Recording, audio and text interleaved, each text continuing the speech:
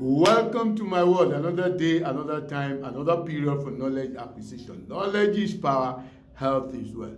Today's topic has to do with why some diabetes live long.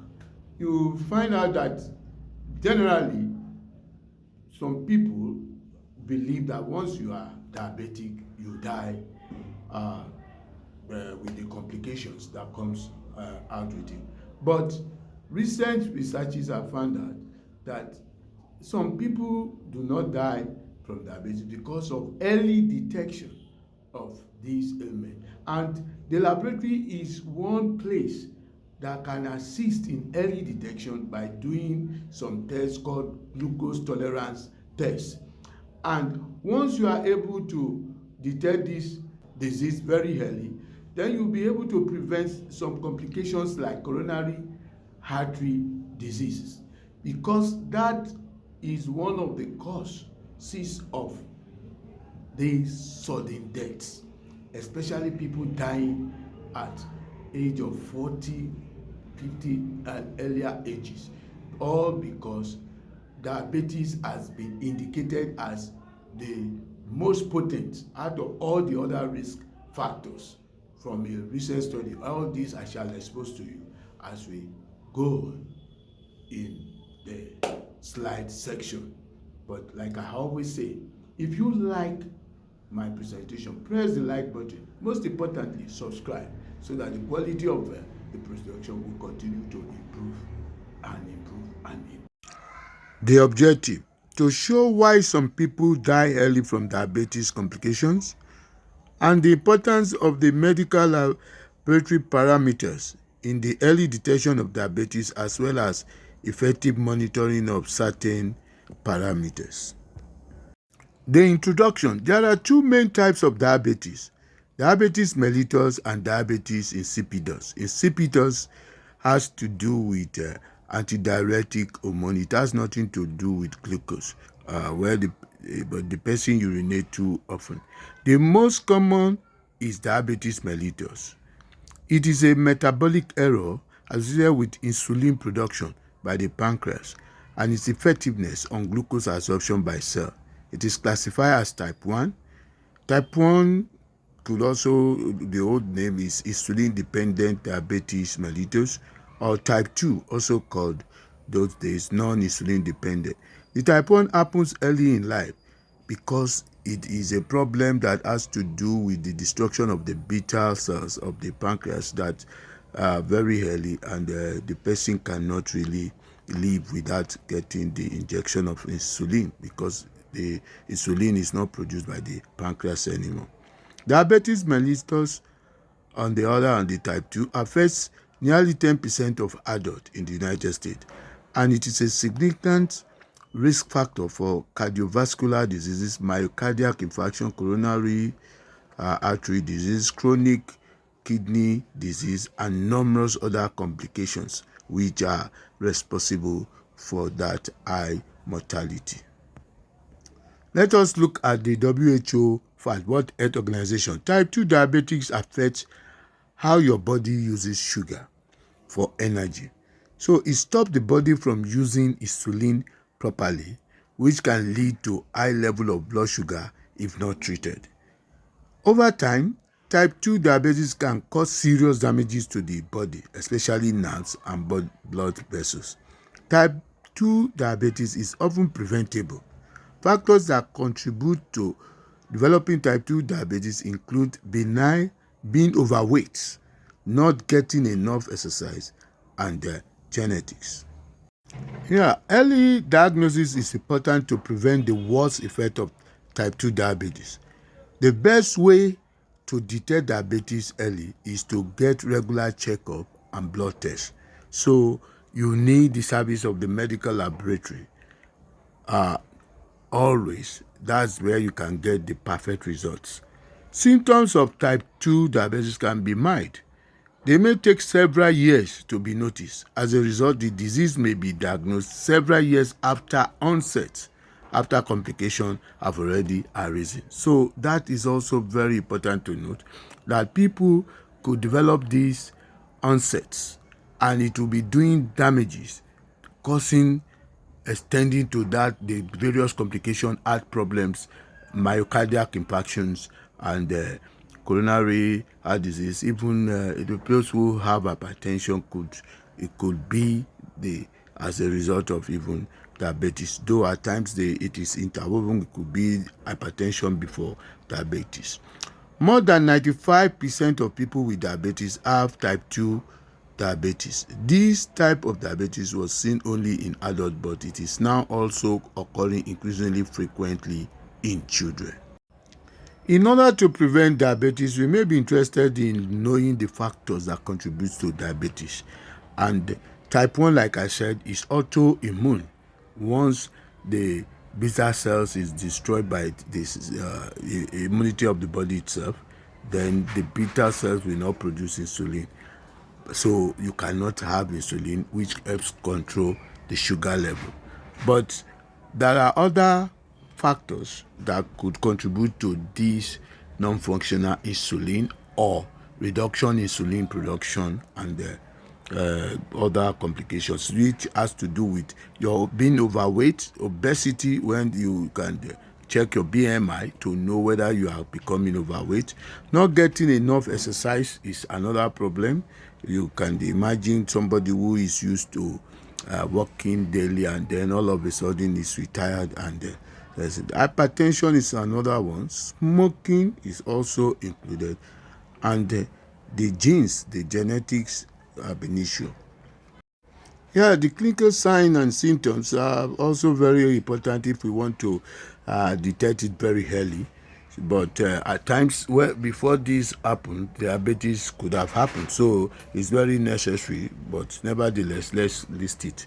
The toilet frequent urination, thirsty, you are always very thirsty even after taking water, tired, then the thinning, you start seeing the waist especially getting thin, thrush and genital itching. That's on the thrush is on the mouth, full of candida. The wounds don't heal. Number 7 is blood vision, and 8, even after finishing eating, you just finish eating, you are already hungry. You want to eat more. That is all signs and symptoms of diabetes that you must look out for. Yes, now more on early detection using the laboratory facilities. It is very necessary because, like I've said, if it's detected early, there is that need to control and save the complications, because it's the complication that really cause the dying very early, dying young. So impaired glucose tolerance and impaired fasting glycemia are intermediate conditions in the transition between normality and diabetes. So people with impaired glucose tolerance and intermediate impaired fasting glycemia are at high risk of progressing to type 2 diabetes, although this is not inevitable. Laboratory test done is the oral glucose tolerance test and the hemoglobin A1C.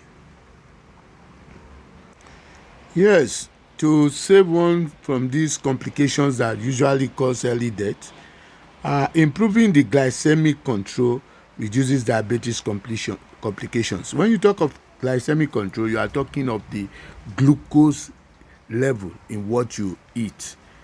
So if you are able to reduce the glucose level of what you eat, these are studies from the prospective diabetes study and the American Diabetes Association. The hemoglobin A1C targets people with diabetes should aim for is 48 millimoles per mole or 6.5%. It is the gold standard for glycemic control. So if you want to really control that level, you use the hemoglobin A1C, which checks the average glucose level within the last 3 months of your blood. The glucose in your blood, the last 3 months, which is within the life cycle of the red blood cells. The normal value is 6.0%. Those who are probably nearing the diabetes level. It's between 6 and 6.4%, whereas those who are diabetic have as high over 6.5%. The oral glucose tolerance test is also performed when the patient is fasting, and you want to know the level, whether the body can really tolerate glucose, and reduce it to the fasting normal fasting level. Then you can also do the fasting blood sugar for early for monitoring, more or less. The urinalysis showing sugar in your urine is not very useful for early detection, but it is also very good for monitoring that you don't exceed the threshold level at which the urine, it is now passed out in urine, and it will be showing you the sugar as high in your urine. Finally, we have reached where we can more or less look at how hazardous diabetes is when you compare it with other risk factors. So the hazard ratio is a study done by some great research workers, and they found they were able to collate up to 530,083 participants, and the other ratios were adjusted for age, smoking status, body mass index, and systolic blood pressure, and were appropriately stratified by sex and trial arms, that is, to really get the BMI. So you want to now look at the situation of at the baseline, somebody who has diabetes before having all these other problems that are associated, that are as risk factors for the other heart problems commonly causing sudden death. They found out that the diabetes was found to confer about a two-fold excess risk for a wide range of vascular diseases, independently from other conventional risk factors in people without diabetes. So fasting blood glucose concentration is modestly and non-linearly associated with risk of vascular disease. So that really brought out the hazard ratio of one being diabetic and not controlling it. So the high rate of mortality could be inferred from this hazard ratio test, because it really confirms how, if you do not monitor your diabetes very well, so that it does not go beyond the values that are acceptable, the normal values, whether you are taking your drugs or not, then the problem will be seriously complicated, and the person will die suddenly or will not live to old age. Where the diabetes is well monitored, the complications would probably not even be there, and if it's there, it will not getting worse, and the person can live to ripe old age, 83, 90 and above. And that is what is being emphasized here, that if you are able to monitor your diabetes very well, especially when it is detected very early detection, and you start monitoring it, the complication would not probably arise at all. And if there is the complication of high blood pressure and all the other problems that will really come out, you find it that it will not get worse, because it will always continue. You are monitoring your various parameters that are supposed to be monitored.